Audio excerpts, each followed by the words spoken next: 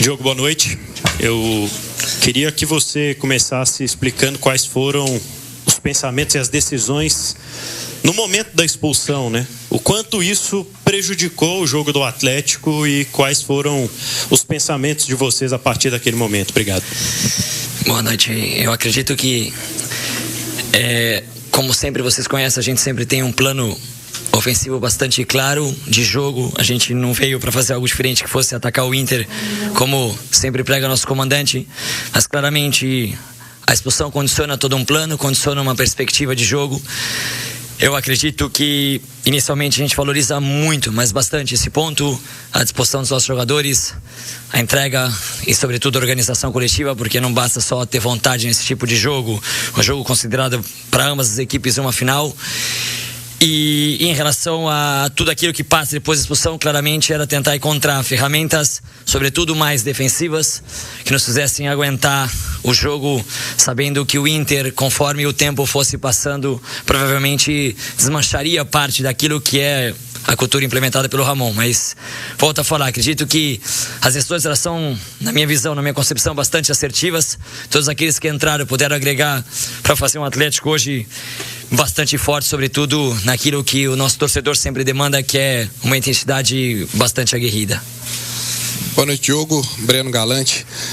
Eu queria que você falasse sobre a formação da equipe, porque ficou pro torcedor aquela impressão de que o jogo contra o Independente Del Valle foi um bom jogo do Atlético e que poderia ser repetida a equipe, com exceção do Arana, que foi cumprindo suspensão automática, e a gente viu hoje o Juan saindo da equipe, o Bernard saindo. Isso é por uma questão física ou foi por uma questão tática ou de repente testar uma nova formação? Não, eu acredito que daqui até o final do ano, possivelmente até os jogos das finais, é importante que a gente consiga, de fato, oportunizar mais atletas para que nosso nível coletivo suba. Obviamente que a gente tem diversos estudos do próprio setor de fisiologia do clube que indicam que alguns jogadores se desgastam mais. Então, toda essa demanda, toda essa discussão foi levada em conta para que a gente pudesse decidir. Mas, de fato, sem nenhuma dúvida, é vir aqui para poder competir com o Inter, sabendo a exigência daquilo que o Inter ia propor para o jogo e ser o mais forte possível, independente dos nomes. É assim que o Jorge tem feito desde o começo desse trabalho. Vocês os conhecem de outros trabalhos. O Jorge dificilmente repete escalações, porque os rivais, por mais que a gente imagine, os rivais não são iguais, então demandam de fato estratégias diferentes, contextos diferentes e seguramente jogadores diferentes. Boa noite, Diogo.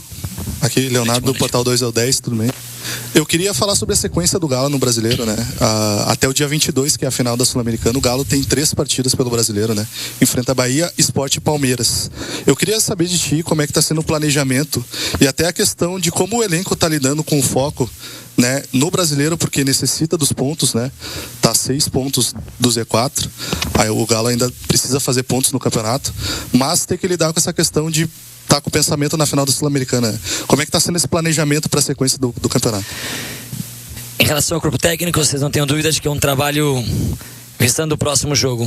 O Atlético ainda beira zonas muito perigosas no campeonato e a gente precisa respeitar muito a situação, porque essa situação é geralmente muito traiçoeira. Sem dúvida, pensando em planejar algo, imaginando um cenário de final, por isso muitas vezes uma base bastante sólida naquilo que a gente vem produzindo, mas sem dúvida nenhuma isso é particularmente muito próprio do Jorge. Daqui até o jogo da final a gente pensa no próximo jogo, porque é assim que a gente deve manejar esse trabalho até o final, até de fato o jogo contra o Lanús, porque não pode ser diferente, porque a decisão e a situação que a gente vive hoje ainda não está de fato tranquila e a gente precisa realmente levar cada jogo, sobretudo aqueles que são dentro da nossa arena, com uma guerra, pensando claramente como uma final, como acredito que a gente se comportou hoje, para levar o máximo de pontos possíveis e conseguir de fato escapar desse fantasma sempre tão complexo para qualquer clube grande no nosso cenário. Boa noite, Diogo. Vitor Bassotto, Rádio Antena Mix, aqui de Porto Alegre. Eu queria saber o que tu avalia que faltou para a partida de hoje. O Atlético construiu bastante, principalmente, né, nas jogadas de articulação, pelos lados e tudo, mas o que tu acredita que faltou para ter a finalização do gol e para o Atlético sair com os 3 pontos definitivamente na partida de hoje? Obrigado. Por um jogo posicionalmente falando, para um jogo de posição, são necessárias mais peças. Você precisa ter alturas, eixos, você precisa de fato dominar o adversário. A gente acredita no futebol como essa ferramenta de uma equipe que domina, uma equipe que tenta protagonizar e obviamente necessita de 10, muitas vezes 11 jogadores, como o Everson quase sempre foi. Acredito que a partir da expulsão ficou muito difícil conseguir controlar a posse, conseguir dominar o jogo, e a gente vai tentando fazer inclusive algumas trocas para manter uma competitividade alta, mas ao mesmo tempo tentando tirar a bola do Inter, o que de fato foi muito difícil, que talvez não tenha tido êxito de certa forma, mas acredito de fato, para um jogo, posicionalmente falando, para um jogo de protagonismo, você precisa ter uma equipe completa, você precisa ter todos os jogadores em campo para de fato poder colocar dúvida no adversário em algum momento. Somente no duelo, somente na competição, fica realmente muito complicado avaliar o jogo sobre esse aspecto. Eu hoje prefiro claramente enaltecer aquilo que foi feito em base à organização defensiva, que eu acho que foi crucial, somado obviamente a uma questão anímica, de vontade, de disposição, que eu acho que precisa realmente ser muito valorizada, não só pela gente, mas como vocês também, de cara ao nosso torcedor. Professor, boa noite. O senhor comentou a respeito, de encarar esse jogo como final, e o senhor sabe muito bem que uma final precisa de um bom goleiro. Eu gostaria que o senhor avaliasse a atuação do Everson e o quão importante é contar com esse jogador num calibre de seleção brasileira. A gente já fala alguns momentos, alguns anos, vocês sabem, o Everson foi recrutado pelo Jorge no próprio Santos em 2019, um goleiro que até então, com uma certa idade, com pouco destaque no cenário nacional, a gente recruta ele naquele momento e a partir dali acaba trazendo para o Clube Atlético Mineiro. Não preciso ficar enaltecendo o Everson, porque o Everson sabe do carinho, do respeito e da qualidade que ele tem, futebolisticamente falando. Goleiro extremamente completo, com uma capacidade de solução imensa, enorme, uma capacidade de jogo com os pés pouco vistas no nosso futebol brasileiro.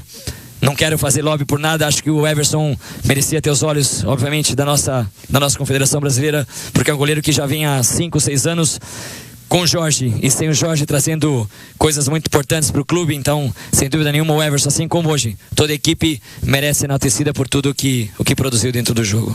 Aqui, Tomás, do canal TM. Eu queria que você falasse um pouco sobre o trio de ataque. Rony, Dudu e Hulk. O torcedor espera muito desse trio. Se esse pode ser o trio, dizemos, titular. E se você me permite a última, só sobre o vestiário, como que tá? Se você falou com o jogador depois, você está feliz com esse empate ou eles estão assim meio com raiva devido à expulsão e poderia ter um resultado melhor?